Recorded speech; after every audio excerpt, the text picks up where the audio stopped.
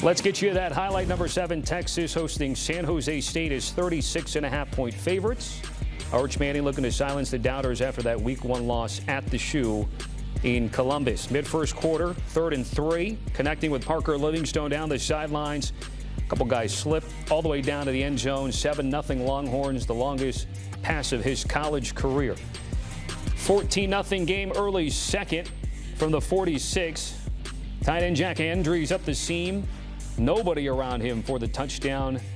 3rd touchdown of the game for Manning, but he wasn't done. They scored 28 points in less than a 5-minute span. Next Texas drive. 2nd and goal from the 16. There's the tight end again, making it 28-0 over the Spartans. First 6 pass attempts, 3 for 6, but the next 8, he was 8 for 8. Second half now, 31-7. Arch looking for options, keeps it himself. Tight ropes down the sideline. And Texas would go on to win this one 38-7, but the Spartans cover and the under of 52.5 cashes as Texas will take on UTEP on Saturday. Longhorns were the number 1 team in the country entering Week 1, and after the loss, they dropped down to 7. Manning's final stat line, 19 for 30 for 295. He did have that rushing touchdown, so 5 total on the day with 2 turnovers. All right, some of our noon games have gone final, and includes number 14, Florida State. 6 touchdown favorites over East Texas A&M, that big win over Alabama last week. Tommy Castellanos wide open to Deuce Robinson down the field to put Florida State up 14-0. That's the longest pass of Castellanos' career. Worth another look. Next Florida State drive, 1st and 10 from the 42. Quarterback looking down the field, another bomb to Robinson. One-handed catch. First 4 throws, 4 for 4 for 148 and 2 touchdowns. Florida State would go on to win 77-3. Robinson 5 catches for 173 and 2 touchdowns. Let's jump ahead to the 4th. 70-3. Zay Parks taking the handoff. And again, that big margin of victory for the Noles, their largest in school history and 2nd most points scored in program history. Florida State scored their first 7 offensive drives of the game for the first time in program history, and 63 or more points in a game since 2013. They did so against Idaho. 72nd meeting of the Cy-Hawk. Iowa at number 16, Iowa State. Cyclones enter this game on a 6-game home losing streak to the Hawkeyes, trying to bounce back and win at home in this rivalry game. Mid-second quarter in a 6-3 game, Hawkeyes down by a field goal. Mark Ganowski looking for Caden Weegen. Tips and trips and intercepted by Jeremiah Cooper. Steps out of the Iowa 18. Can Iowa State capitalize? Rocco back to Benjamin Bramer for the 2-yard score. Iowa State up 13-3. 21 straight games with a passing touchdown for Beck. Extends the longest active streak in FBS. Ensuing Hawkeyes drive. Ganowski taking it himself. Iowa scores in a big way to keep it at 3 at the break. 17 plays, 85 yards, more than 4 minutes. Their longest drive since 2021 in terms of those plays. Jumping to the 4th, tied at 13, but let's go to a flashback. Kyle Conradi, 8 seconds left in the Cy-Hawk game as Iowa State trailed by 2. Drills that game-winning 54-yard field goal. Back to Saturday. Here we go again. Under 2 minutes remaining for Conradi. From 54 yards out, splitting the uprights and giving the Cyclones the lead with less than 2 minutes left to go on the day. 2 for 2 in 50-plus yard field goals this season, rather. Last chance for the Hawkeyes, just over a minute left in the game. Ganowski looking, rolling. Going to send one down the sideline to Hayden Large. Had a chance but couldn't hold on to it. Turnover on downs, and Iowa State wins this game 16-13. It's their first home win against Iowa since 2011. First back-to-back 3-0 starts since the 2011/12 seasons. 10 straight losses against an AP-ranked opponent for Iowa. And again, Iowa State played in Week 0. They're now 3-0. No rest for the weary. Next game at Arkansas State a week from today. How about number 11, Illinois in Durham to take on Duke? hoping to win 3 straight road games for the first time since 2001. Brett Bielema looking to party, but the Blue Devils put up some fight early. 14 seconds left to go in the first half. Darian Mensah, Andrell Anthony. Did he get it in? Yes, he did. 1-point game at halftime as Anthony able to drag that toe before going out. I mentioned the 1-point deficit at halftime. Well, that only got worse for Duke. Early third quarter, you see Luke Altmaier to Justin Bowick. Later in the third now, Illinois looking to add to its lead. Altmaier to Hank Beatty. The Wildcat sends it all the way in for the 25-yard touchdown. It's 28-13. And now 31-19 under 5 minutes left to go. Altmaier to Colin Dixon. 38-19 eventually becomes 45-19. And for the Fighting Illini, first 3-plus win game road streak since 2001. And for the Blue Devils, 16th loss in their last 17 games against AP-ranked opponents. For Illinois, who's now 2-0, their next game will be at home against Western Michigan, next Saturday. Baylor beats SMU at their place, 48-45 in double overtime. Connor Hawkins from 27 yards out, and Dave Aranda gets a much-needed win after that loss in Waco against Auburn. 17th ranked team in the country falls. The over cashes of 65.5. That was Sawyer easy. Robertson, 4 touchdowns, 440 yards, and Kevin Jennings on the other side, 296 throwing it with 3 touchdowns himself. Back here with BMAC and Beanie. So, BMAC, I'll give you first word. High-scoring game, which you guys talked about, back and forth in a tight spread. But, boy, SMU was up 2 scores late in the fourth quarter. The Bears not only come back, they come back and win in overtime, double overtime. Just a relentless effort from Baylor and a much-needed win for them. Seeing how they lost last week to Auburn at home, coming on the road and against an SMU team that has been outstanding at home, you needed to win this ball game, Dave Aranda. Now, I can tell you this much. You won. I applaud you, but your defense has to become a better unit. That was your calling card, Dave. You became the head coach there at Baylor because of your defensive mentality coaching at LSU. You're calling the plays now defensively. You took over the defense. We need to see better execution. But you made the necessary plays to win, so I don't want to throw any water on your parade just yet. But they got a quarterback in Robertson. Sawyer Robertson can throw the football. He threw the football well last week. Once again, he made the necessary plays. And you talked about finding a way to bounce back. They scored 27 points in the second half in overtime. That's winning football. They kept their foot on the gas. And who knows, because of the way their offense can score points, if their defense can finally find their stride, man, who knows what type of season this could be for Baylor. Yeah, they definitely can right the ship. I mean, obviously it didn't start off to a hot start to start the season, but now getting back on track, beating a very good SMU football team. Yes, a team that was in the college football playoff last year, a very good quarterback in Kevin Jennings. They had pieces on that opposing team for SMU, and for them to go out and beat them in the fashion that they did, it was a tough matchup, tough ball game down the stretch, coming down to what? Was it 3 overtimes? Two overtimes. It was ridiculous. But you hats off to Baylor. Sawyer Robertson. I mean, the dude is a beast. I mean, I always hate situations like that because at the end of the year, you're going to be worried about what's going to happen with this kid. Obviously, I don't know what grade he's in at this. Is he a senior? He's getting up there, pretty close, upper class. I mean, if he's not a senior, you got to worry about somebody poaching him from you the way he's looking right now. So that's always a concern. He's a fourth-year guy. This is his 3rd year at Baylor, but remember his first year, I think, was at Mississippi State. So I don't know with this, when you look at these classes now, man, almost every guy can get a 5th year. Right. But he's playing some high-level football right now. No doubt about it. SMU is going to be at Missouri State in a game you can watch on CBS Sports Network. They'll look to bounce back there. Another tight spread on paper coming into this game was Illinois and Duke, and it was a close game at halftime.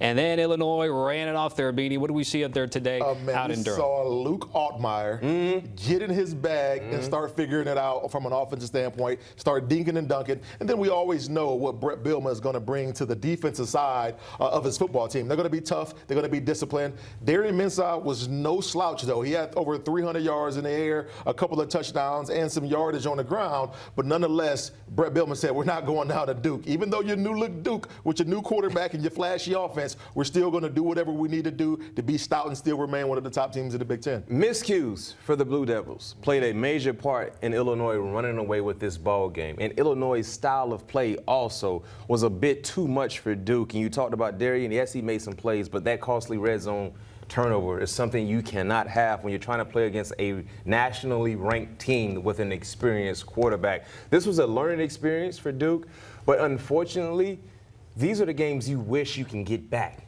because having these moments and these opportunities, and this was a game for a minute where they had an opportunity to win this ball game, but just shooting yourself in the foot is something that you cannot do. And I remember Bobby Bowden used to tell us all the time when I was at Florida State, before you learn how to win, you got to learn how not to lose.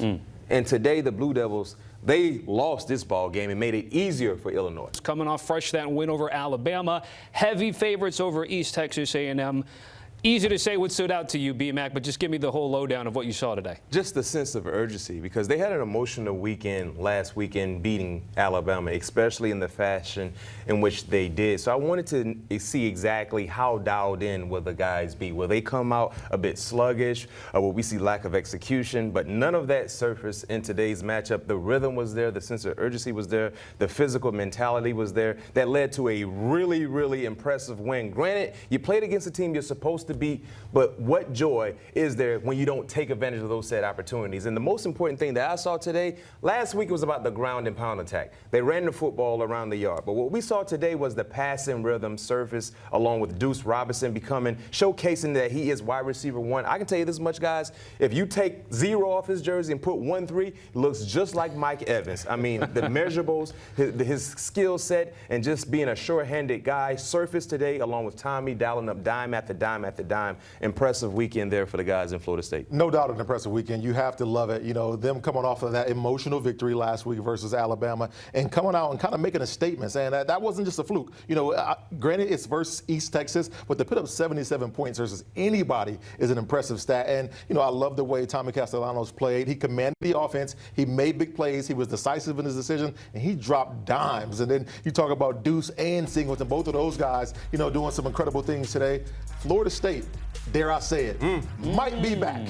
Might be back. We never left. We just had a bad year. Well, easy for you to say that. You get it from the outside. And then we've got Kent State, of course, which, again, they'll be heavy favorite. Yeah. And down the road, Miami and Clemson are certainly looming again for this Florida State team. But, again, they did their business and win big time, 77-3.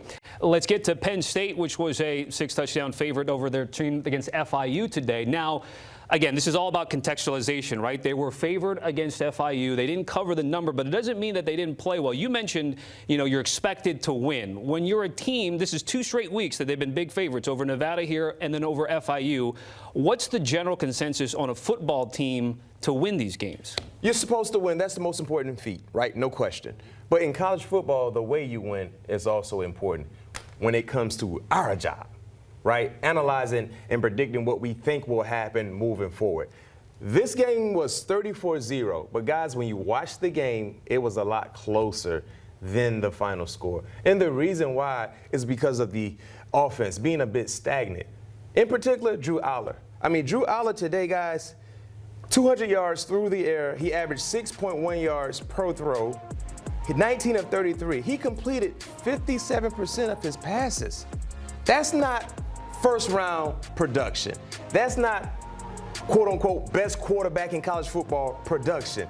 So something it seems to be a bit off, guys. So look what he did week 1. Great graphic there. He didn't really blow you away. He was more efficient, but he didn't really blow you away like you would think he would against that level of competition. We just talked about Tommy Castellanos. Granted, he played against East Texas A&M, not the same level as at FIU, but you would think when you look at the expectations for Penn State, the expectation for Drew Aller as an individual passer, this is where you find your stride. Completing below 60% of your passes is not Drew Aller-like football in terms of the potential that we know he has. So it was a good day. They ran the ball well. Defense played dominant football, but you need more from your quarterback because you guys remember, in the playoffs, that game against Notre Dame, he did not look good. And it seems like he hasn't really found his rhythm just yet, and hopefully he can kind of get things going because they need him to be at their best in a few weeks when they see Oregon. No doubt about it, man. And Penn State is going to have an opportunity to run the table and make a deep run in the playoffs. It's going to be because of the way Drew Aller plays. And I think everybody always falls in love with his numbers, his measurables. But when it comes down to playing in big games, he hasn't quite shown up. And, quite frankly, when you look at James Franklin, there's been question marks there about him and his ability to get it done in big games. And obviously, this not being a big game, but this being a game you should have went out and won decisively, and you're not winning it in a convincing fashion. Yes, 30-0. It sounds good on paper, but when you watch it, it's much closer, like B-Mac mentioned. And I think a lot of the questions before was, well, who does he have to throw to? Well, they went out and got some pretty good wide receivers in Kyra Hudson and Trevor Penny. So they got some wide receivers to put the ball in their hands that can make plays, and he's just not quite seeing the field enough to get the playmakers the ball. So that is cause for concern. They won comfortably. I think you go back to the drawing board, you figure out some things from an offensive standpoint, and you try to get him to, take that next step maybe next week. But it's going to be a long season if they continue to play this way. So let's piggyback off of what you said there, Beanie, because we do have the Nittany Lions schedule. They got Villanova, but they do have Oregon in 2 weeks. So that's going to be a big matchup against the Ducks, who are playing Oklahoma State and are the big favorites here. So you mentioned the potential of running the table. You also mentioned going to the drawing board. So again, this week, what will the emphasis be here for this Nittany Lion offense? I think it has to be getting Drew Aller to see the field in its entirety. Too many times I think he locks in on one side of the field and maybe doesn't go through all of his progressions, seeing other open wide receivers. And right here, when you have the playmakers that he has, that shows. The devil is in the details. B-Mac, let me give you defensively in the Nittany Lions through 2 games so far. What's the outlook on that group? Dominant. Dominant. FIU had moments where they could have made this thing extremely sticky, but that was effaced because of how dominant Penn State's defense was from start to finish. And Drew Aller needs to take every member on that defensive team out to dinner collectively, because when the offense was a bit stagnant, they made sure FIU didn't have any glimmer of hope to try to make this thing interesting for 4 quarters. So this defense, and you never question, under James Franklin, that's something you won't question, right? Defensive production, defensive consistency, seeing a mindset. That's something that they do, and it's still there in place right now as we speak. But to Benny's point, eventually, your star quarterback has to deliver like a star. When you are considered a potential first-round prospect, we need to see that first-round production. And games like today is where you need to be able to surface and show up. You cannot have a game where you're completing 57% of your passes. Normally, that's losing football. But because of how stout the defense was in the running game, it didn't matter in a matchup like today. But to your point, in a few weeks, Dan Lanning and the Ducks are coming to town. And you cannot afford to have a game where you're completing below 60% of your passes and expect to win against that type of organization. So I'm listening to hearing you guys about the Nittany Lion. I'm curious to get your guys' thoughts on the Texas Longhorns, of course, lost to Ohio State. Beanie, of course, you know well what happened there. So they go against San Jose State. 38-7 is the final. And for Arch Manning, Beanie, he had 5 total touchdowns, 4 through the air, but he did have 2 turnovers here. So what did you see out of him and that Longhorn offense today? I thought I saw a young quarterback, and he's finding his way, trying to hit his stride, trying to figure out his way being the starting quarterback at a big-time university. And yes, we can sit there and say he had these numbers that just eye-pop off the charts, but when you watch the game, you saw a young guy trying to figure it out. I think he's getting more comfortable the more he's out there on the football field. I think the offensive coaching staff is doing things to put him in a situation to where he can be productive and make plays. Has to clean up the turnovers, no question about it. But I think he's heading in the right direction as far as being a young quarterback, taking that next step and leading his football team. Yeah, you still want to see him see the field better. There were moments, especially in the first half, where he didn't really look like he knew where to go with the football. And then he found his stride, and of course the big plays started to surface for him. But this was night and day compared to a week ago. And this was expected when you're playing against San Jose State. And all in all, he started to find his confidence. And I think this is something to build upon. And this is so unfair to Arch because the expectations are so high because of the bloodline and the name recognition. For him, he just wants to play football. But it's hard, when you have that type of pressure on you, when everywhere you go, people are saying you're supposed to be this. Everywhere you look, any TV monitor you watch, people are saying you're the next best thing. You're a generational talent. You should be the Heisman favorite. That's a lot of pressure to live and deliver in when you haven't earned your stripes yet. So he's going through the motion, Big bounce back win for him. And I think also outside of Arch, they got the running game going. You know, C.J. Baxter, who missed all of last year because of that injury, he started to find his rhythm as well. I think that's a big plus for Arch if they can find a way to run the football, because remember last week they couldn't run the ball at all, and that put more pressure on Arch. You agree with that, Bean? Yeah, I do, absolutely. The best way to help a young quarterback is to get playmakers around him and guys that can take pressure off of him. And that run game there at Texas, between those two running backs, they certainly can do it. Yeah, Baxter was the leading receiver in that Ohio State game, but Parker Livingstone had a couple of big catches, 2 touchdowns. By the way, B-Mac, the Longhorn defense, 4 turnovers against the Spartans today. Yeah, I mean, they played great last week. I think this is who they are as a defense. When you watch Texas and how they fly around, the physical nature, being very, very opportunistic, this is who they are. Remember, a week ago, they played winning football. Yes, they lost, but it wasn't because of the defense. So this is a defense, Beanie, Tommy, I think they're 10 times better than the unit that we saw a year ago that made it to the playoffs. And that's a telling sign for what things could be moving forward with their defense. All right, back here with the fellows. You guys spent a lot of time in the pregame show talking about this rivalry game. Being able to give you first word. It played tight, it ended up tight, and it came down to the kicker who made his kick. Absolutely. And anytime you're talking about rivalry games, you can throw all stats out the window. You know, they typically do not go in the trend of whatever line is going or anything of that nature, because guys are playing hard. They're fighting for an opportunity to hoist that rivalry trophy, to win the rivalry in general. And this game lived up to its billing. It was a tough matchup. Iowa still can't figure out how to manufacture offense. If they can do that, I think they'll be a deadly team down the stretch, because they can play defense well with the best of them. Rocco Beck made the critical throws, the critical plays when need be. They were able to come out successful on top of this one. You know what? It has to be hard if you're a Hawkeye fan to continue to watch your passing game that never shows up. Last week, Gronowski, he threw for 44 yards. 44 yards. 83 today. He improved, but he's yet to hit the century mark.